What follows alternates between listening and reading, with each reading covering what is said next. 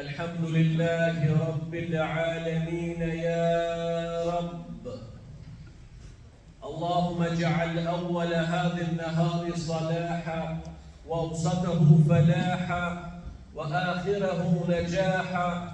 اللهم بلغنا مما يرضيك أعمالنا، وأشهد أن لا إله إلا الله ولي الصالحين، وأشهد أن محمدًا عبده وحبيبه ورسوله. سيدي أبا القاسم يا رسول الله، صل عليك الله يعلم الهدى، وأشهد أنك بلغت الرسالة وأديت الأمانة ونصحت الأمة وكشفت الغمة وجاهدت لله حق جهاده. عباد الله، يقول الله تبارك وتعالى في محكم تنزيله: يا أيها الذين آمنوا اتقوا الله حق تقاته ولا تموتن إلا وأنتم مسلمون. يا أيها الناس اتقوا ربكم الذي خلقكم من نفس واحدة وخلق منها زوجها وبث منهما رجالا كثيرا ونساء، واتقوا الله الذي تساءلون به والأرحام إن الله كان عليكم رقيبا. يا أيها الذين آمنوا اتقوا الله وقولوا قولا سديدا يصلح لكم أعمالكم ويغفر لكم ذنوبكم، ومن يطع الله ورسوله فقد فاز فوزا عظيما. أما بعد، فإن أصدق الحديث كتاب الله، وخير الهدي هدي محمد صلى الله عليه وسلم، وشر الأمور محدثاتها، وكل محدثة بدعة، وكل بدعة ضلالة، وكل ضلالة في النار. My dear brothers and respected sisters in Islam, I greet you all with Assalamu alaikum wa rahmatullahi ta'ala wa barakatuh. All praise is due to Allah. We bear witness and we testify that there is no deity worthy of worship except Allah subhanahu wa ta'ala. And we bear witness and we testify that Muhammad sallallahu alayhi wa sallam is his messenger and his slave. All salawats and salams be upon our Prophet, upon his noble family, his righteous companions, and all those who follow his path till the last day. My dear brothers and sisters in Islam, we are in the middle of the holy month of Ramadan. I ask Allah subhanahu wa ta'ala that every day that we have fasted, every letter of the Quran that we have read, every charity that we have given, and all the du'as that we have made, for Allah to accept all of them, Ya Rabbal Alameen, and to make them a cause for all of us, our family members, and all Muslims to enter Jannah, Ya Rabbal Alameen. My dear brothers and sisters, as you know, we have only one Jum'ah left after this Jum'ah, and the holy month of Ramadan is also known for the month of charity. And today, inshallah, we'll talk about Sadaqah, about voluntary charity. There's no point talking about Zakah, because Zakah is something which is compulsory. Zakah is one of the 5 pillars of Islam. And for those who are able to give Zakah, they have to be proud, they have to be thankful to Allah subhanahu wa ta'ala that they are the ones that are able to give Zakah and not receive Zakah from others. When it comes to wealth, our Prophet sallallahu alayhi wa sallam said, "Inna likulli ummatin fitna wa fitnatu ummati al-mal." Every nation had a test, and the test of my nation is wealth. So when it comes to wealth, my dear brothers and sisters, you know, sometimes you're able to do other things. We're able to pray, 5 daily prayers. We're able to do other good things. But when it comes to giving, all of us, we hesitate. Even when it comes to holy month of Ramadan. Our Prophet sallallahu alayhi wa sallam, he was always generous person. But especially, he was very generous during the holy month of Ramadan. My dear brothers and sisters, how do we get close to Allah subhanahu wa ta'ala? Number one, by doing fara'id, those things that are mandatory in Islam. You understand? So these are the most important things in Islam. To pray 5 daily prayers, to give compulsory zakat, to fast the holy month of Ramadan. You know, the 5 pillars of Islam. If you're able to do these, and then how do we get even closer to Allah, to the point that Allah will love you, is by doing voluntary deeds, by giving sadaqah, by doing nawafil, by praying taraweeh.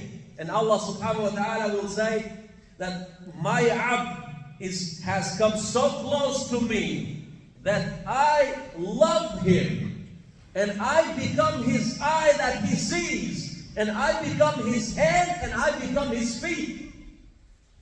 And you will be under the protection of Allah subhanahu wa ta'ala. And whoever is against you will be against Allah subhanahu wa ta'ala. So my dear brothers and sisters, one of the ways to get closer to Allah subhanahu wa ta'ala, especially during the holy month of Ramadan, is by giving sadaqah.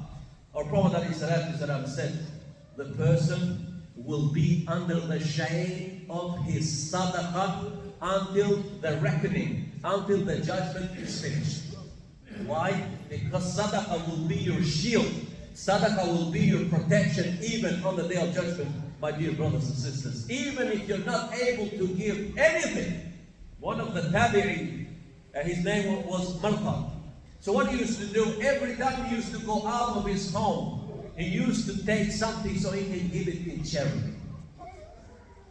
To the point that one day, he didn't have anything else, he took an onion in the mosque. And his friend said, hey, something's smelling bad. He said, how can you bring an onion to the mosque? He said, wallahi, I looked in the house, I couldn't find anything else to take so I can give it in charity. All I could find is one onion. And I took that onion so I can give it for the sake of Allah subhanahu wa ta'ala. What is our excuse? If you or anyone checks our homes, it's full of everything. But when it comes to giving, and whoever has given you is Allah subhanahu wa ta'ala, and if you give something for His sake, Allah will give you more, my dear brothers and sisters. And it is very, very important, my dear brothers and sisters, because why? Allah subhanahu wa ta'ala told us in the Quran that if you want Allah to make things easy for you, to make affairs easy for you, give in sadaqah. فَأَمَّا مَنْ أَعْطَى وَاتَّقَى وَصَدَّقَ بِالْحُسْنَى فَسَنُيَسِّرُهُ لِلْيُسْرَى. So for one who gave and practiced piety, and for those who spend for the cause of Allah, we will very soon provide for him ease. So if you face any calamity, give in sadaqah. If you have any issues at home, give sadaqah. If you have health issues, give sadaqah. And Allah subhanahu wa ta'ala will give you ease for all those things that you are facing, my dear brothers and sisters. And also, some people say, how about sadaqah? We give. You know the questions they ask, where does it go? What happens to sadaqah? That is none of your concern. If you give it for the sake of Allah subhanahu wa ta'ala, that sadaqah is accepted by Allah subhanahu wa ta'ala, even if you give that sadaqah to the wrong hands. You know that the hadith of the Prophet ﷺ, when a person gave it to a prostitute one night, the next night he gave it to a thief, and the next night he gave it to a rich person, to the point that he said, maybe my sadaqah is not accepted. Allah from above 7 heavens acknowledge that your sadaqah is accepted. Why? Because your sadaqah made that prostitute never do that evil deed again. That sadaqah made that thief never steal again. That sadaqah made that rich person to think that this guy gave me something, he doesn't even know who I am. He doesn't know that I have more money than he does. So now he started to give for the sake of Allah subhanahu wa ta'ala. And you remember the story of Yazid, Ma'an and Yazid. So Yazid and his son Ma'an. So Yazid went to the mosque, he gave some money in charity to someone. And then later on his son went to the same mosque, and that person gave the same money to Yazid's son. And when he went home, he said, this is the money. He said, where did you get it from? From Fulan. But I gave that money to him. He said, give it back. He said, no, I'm not giving it that back. Why? Because I need that money. You see, the father gave the money, the son took the money from someone else, the same money, until they went to the Prophet sallallahu alaihi wasallam. And Prophet gave this very famous statement and said, لَكَ مَا نَوَيْتَ يَا يَزِيدُ, for you is what you have intended, Ya Yazid.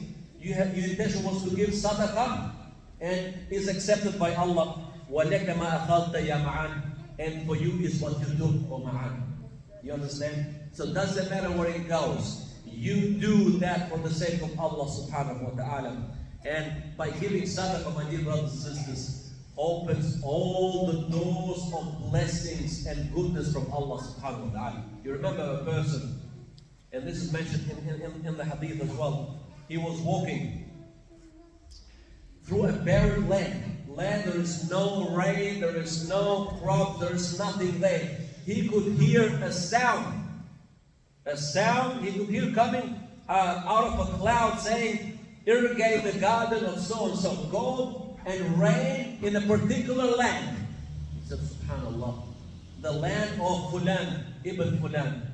He went, he searched for that person. He said, subhanallah, I see there's no rain anywhere else except on top of your land. What is so special about you? He said, wallahi, whatever I take from this land, I divide it into 3 parts. One part I give sadaqah, one part is to feed my family, and the 3rd part is for the next year to plant it again.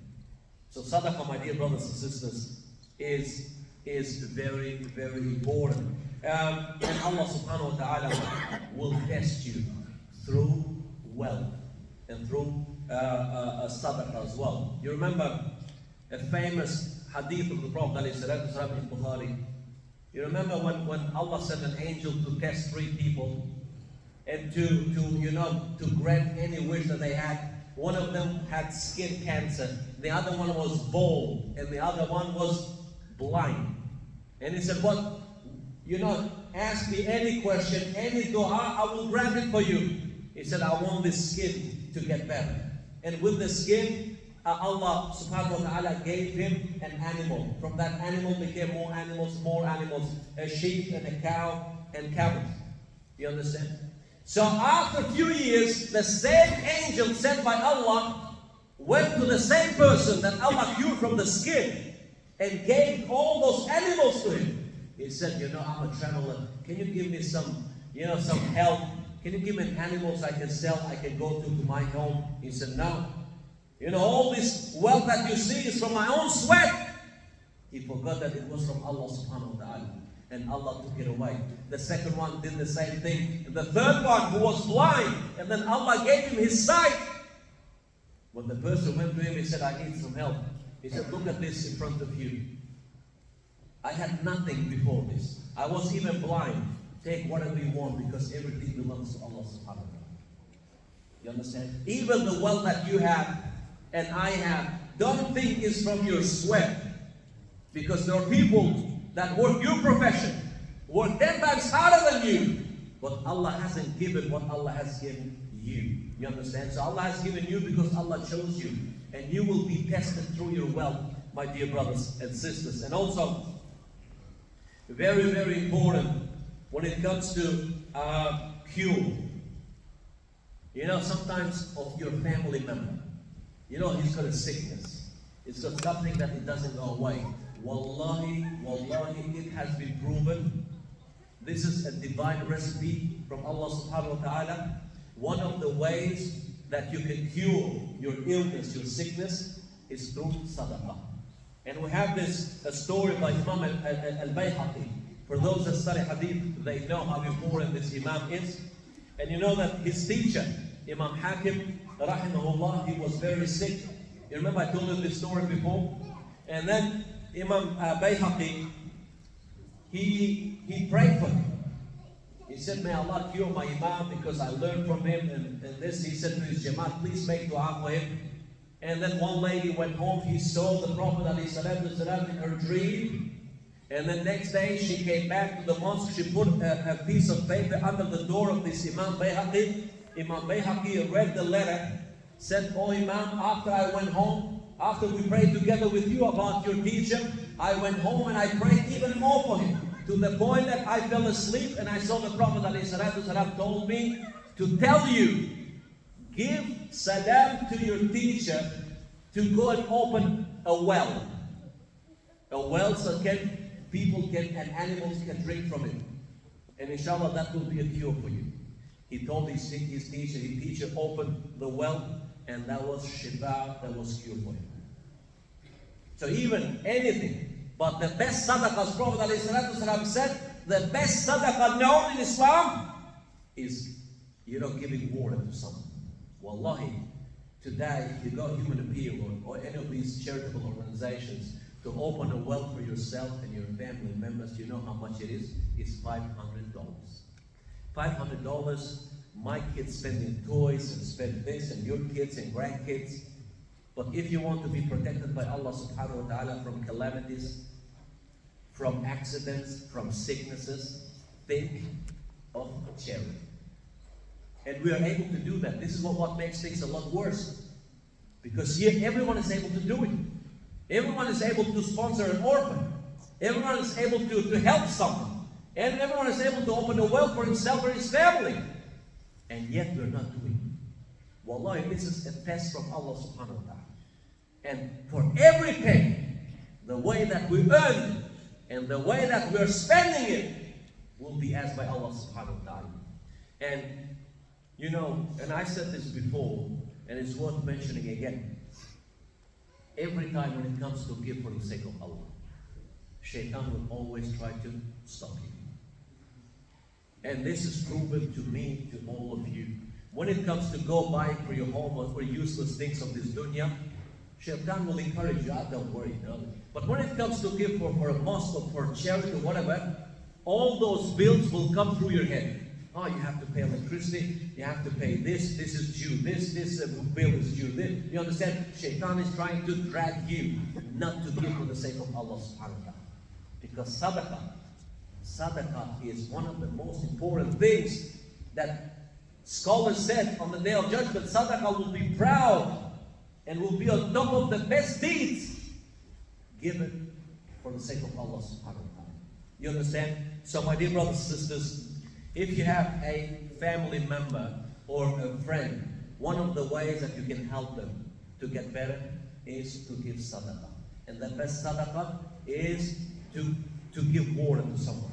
We have our brothers and sisters in those countries where there's dry, there's no water, a lot of places in Africa, a lot of places in Bangladesh, or all brothers and sisters that believe the same God, that follow the same Prophet, sallallahu alaihi wasallam. You understand?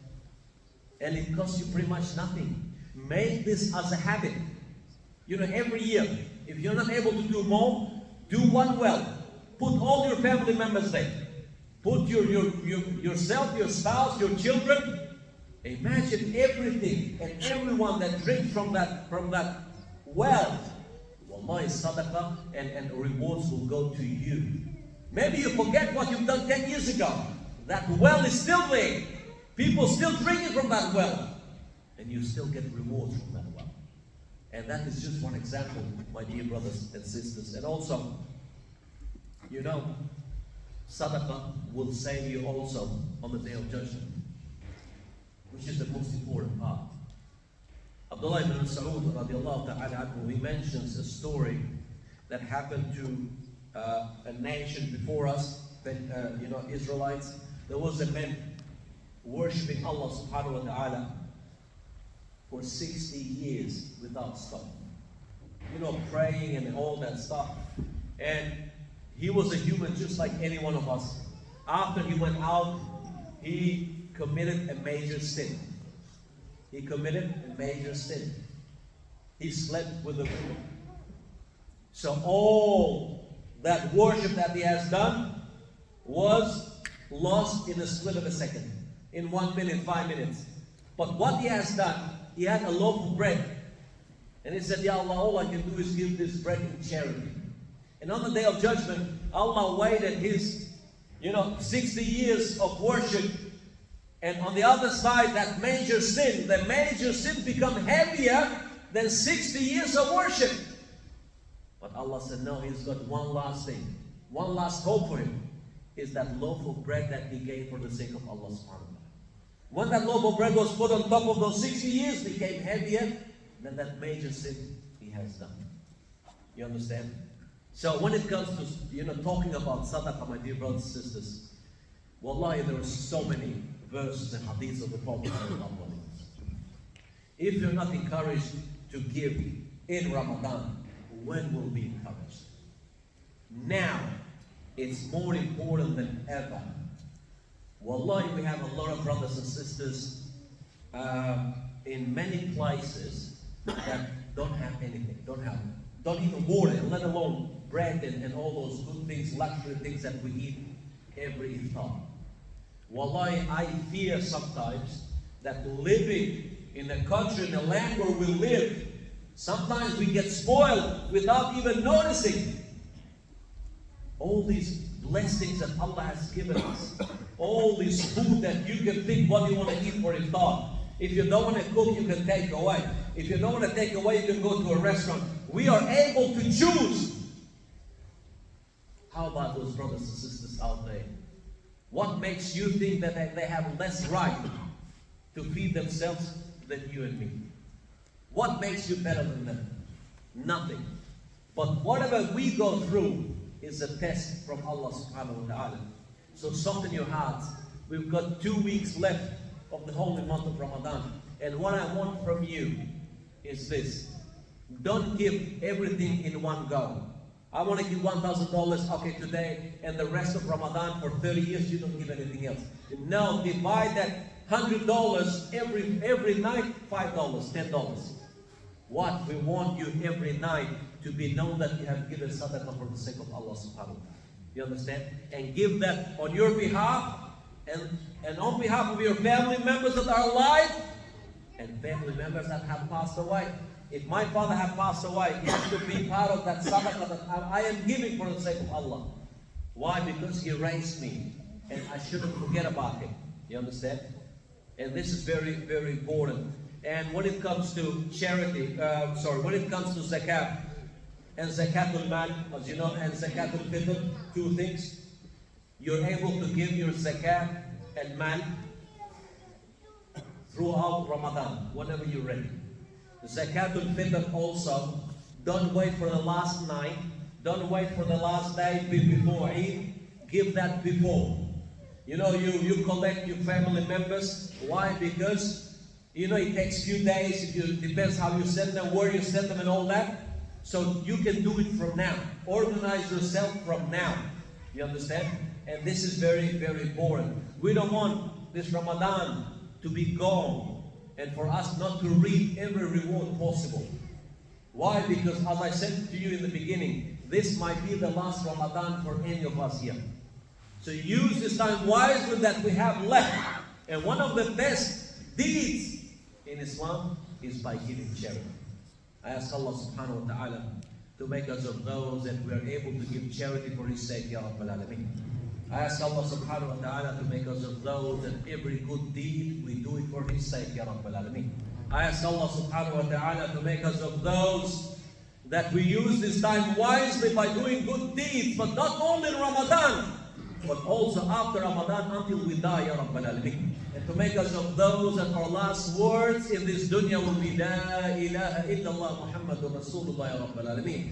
And to make us of those that we love, we respect, we advise each other only for His sake, Ya Rabbal Alameen. To make us of those that we are able to feed ourselves and our families with halal and to stay away from haram, Ya Rabbal Alameen. And to make us of those that we think of those people who are less fortunate than us, Ya Rabbal Alameen. My dear brothers and sisters, this is the last thing I want to mention. You know what happened in Masjid al-Aqsa in the last night or the night before, when our brothers and sisters were praying Taraweeh and those, you know, enter inside the mosque, the police and all, and bashing our Muslim brothers and sisters and interrupting their prayer, and wallahi is beyond words when we see what we see.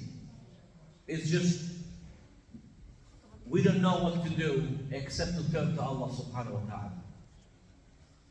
To turn to Allah sincerely. and to think of those brothers and sisters. You know, if you're not able to help them financially, at least keep them in your du'as, keep them in your prayers. All those kids over there, but not just, if it's just one place, we can deal with it. Wallahi, we have same issue in Syria. You know, or those kids are dying out of hunger. We have kids in Yemen. If you see videos, you won't be able to sleep, all the family and all the diseases that they're going through because there is no hygiene, there's no food, there's nothing there. Or brothers and sisters in India, same thing is happening over there. Every day they're getting attacked by those evil people, those whatever they are. We have same issues in China. You know, or Uyghur brothers and sisters in China. Wallahi, there are so many places that even if you try to count them, there are so many. It is important to use this holy month of Ramadan and to think of those people and pray for them and try to help them. Find any charitable organization and say, oh Allah, for everything that you have given me, all this wealth and all this health and all the family, you know, the least I can do is a portion of your wealth to go towards those people. You know that portion is called zakat. I told you 2.5% of that net that you have that stays with you for 1 year. 2.5%, wallah, if you think about it, it's nothing. You know, for $1,000, you know how much you have to give? $25. You don't even notice that it's taken $25. But it's an obligation. Don't underestimate a fard, a pillar of Islam. And on top of that, try to give more charity for the sake of Allah subhanahu wa ta'ala.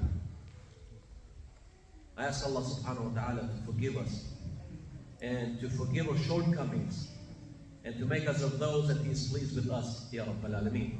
وقولوا قولي هذا واستغفر الله لي ولكم فاستغفروا سيستغفر الله إنه هو الغفور الرحيم.